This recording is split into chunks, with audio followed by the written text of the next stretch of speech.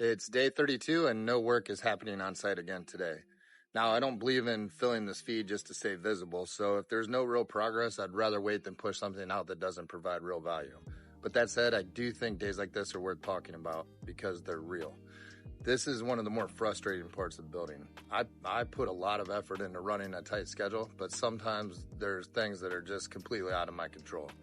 In this case, I identified and communicated the truss damage early, and I stayed persistent in following up with my framer about it. Now, my structural framer, he works really fast, so it didn't really make financial sense for him to get started laying out trusses and then get stuck waiting. He needed the T2 girder replacement on site before he started setting the rack, and thankfully the truss supplier got the replacements delivered today. So I've contacted my framing contractor to see if his crew will be starting this afternoon or tomorrow, but I haven't heard back yet. Once I do, I'll ask for a timeline for both his structural and interior crews, and that'll give me a good idea when home will complete. I typically add about 3 buffer days to account for weather or material delays just based on experience.